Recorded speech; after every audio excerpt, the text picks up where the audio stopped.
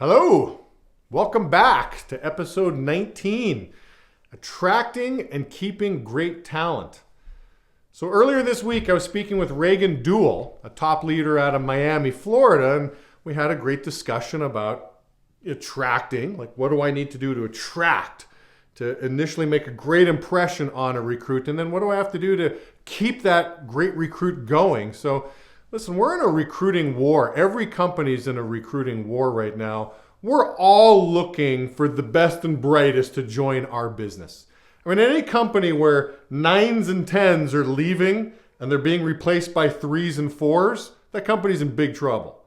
If the 3s and 4s are leaving, but 9s and 10s are coming in, watch that company rise, no doubt about it. So love talking about recruiting, love talking about attracting and keeping great talent.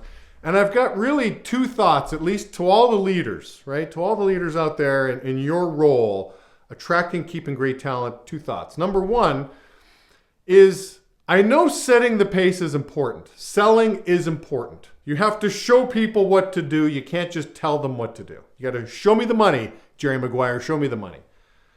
But how you sell, I would argue, is just as important as the volume of the sales, if not more important. Work with me on this. Tell you a quick story. Years ago, interviewed a girl that played in the WNBA with Houston. Oozing a leadership, sports-minded, just my type of recruit. I wanted this recruit. I set her up in the field with my best producer. I knew this rep would show big money, and did. She said, well, I've got another interview. Let me go on that other interview and then I'll follow up. Let's see where I should work. She goes to another office and ends up deciding to work with that other office instead of working with me. 4 months later, she becomes an owner in the company. 4 months. I mean, my instincts were right in that first interview. This girl's a stud. She didn't let anybody down. She was a stud. I asked her if she could hop on a call with me and my leaders. Let's kind of discuss this because we don't want to let people like her go by. We want to hire, we want to hire the best of the best. And interesting, she broke down the 2 days. The day with us, our leader showed her a $200 plus performance day in the field. The other company showed a $0 day. So why would she gravitate to the $0 opportunity versus the $200 opportunity? And the answer was the person that showed her the $0 day was more relational. It was her kind of approach. She would let customers off the hook easier than our hard closer, so to speak, and just was attracted to that type of selling. It wasn't the product she was attracted to. It was the way the sale was happening. That was a big aha moment for me and my leaders. And it reminded me of, hey, when I was a newer leader, I remember going into the field training with one of the top girls in the office, and this girl was a hard closer. Customers would say no to her 4, 5, 6 times and eventually get asked to leave. She was aggressive. She stayed in the pocket. I even remember a couple times as customers were telling her no, no, no. They'd look to me for a way out because, hey, this girl obviously doesn't get it. And I'd break eye contact like, dude, don't look at me. I don't know what to tell you. And she says to me at the end of the day, of course, she has a productive day and says, okay, Jamie, do you see what I did? Do you see what you have to do to be successful? And I'm like, oh, yeah, I saw it. I saw it loud and clear. And I have a discussion with my leader at the end of the day. And I'm like, hey, if this is what it takes to be successful in this environment, you can count me out. That's not how I want to do business. I don't want to be a used car salesman. And my leader assured me that I don't have to, that I can take a different approach. He just wanted me to see a variety of different techniques in the field. And I'm like, hey, that's a big no for me. And so I stayed in the pocket and I learned the value of how I want to sell. So I've got a couple trains of thoughts here for you. One of them is, does time fly in the field or does time drag in the field? My goal as I'm training is I want to make an 8-hour day feel like it's 3 hours long. Where people are like, dude, that was fast. Is the day done? Are you serious? Like, what's the trick to that? And I think the trick to that is, and there's a follow-up question, Is there a lot of laughter throughout the day? Are you joking around? Are you hamming it up with customers, so to speak? Are you having good conversations? I mean, so you want to make that day fly by. Again, how you sell, how you interact with customers is as or more important than getting the numbers. I remember a customer one time, I didn't think much of it at the time, walked into a business and there was a lady there at the front reception wearing a pink dress and had pink lipstick. And just instantly, I just noticed the pinks matching. I'm like, oh, I said, I think pink is your color. And she blushed and she, I could tell she sincerely like, thank you. Like that meant a lot to her. And at the end of the day, I was thinking to myself, I'm like, as I'm just reflecting on the day, I'm like, and this may sound arrogant to say this, but again, I was just thinking, I was thinking about this woman and I was thinking about just how she blushed. Like she appreciated the comment. I'm thinking, maybe she's got a husband that just doesn't like compliment her. Maybe she doesn't hear stuff like that from people.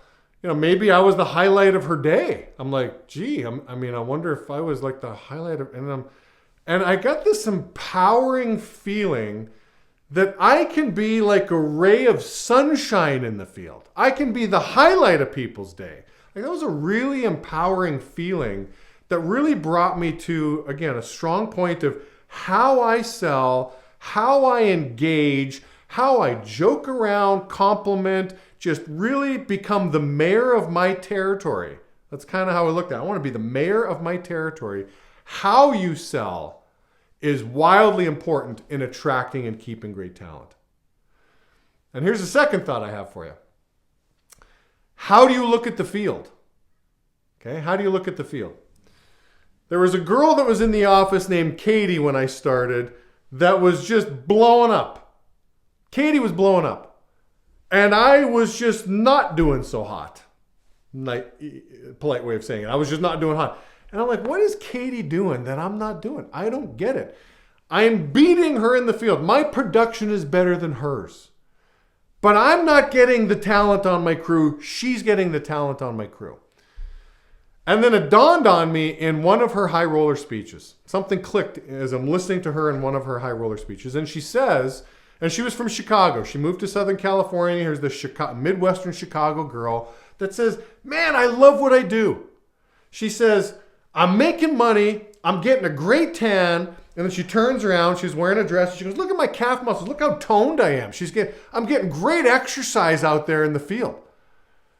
And I'm thinking to myself, I'm like, how do I look at the field? Because those comments would never come out of my mouth. How do I look at the field?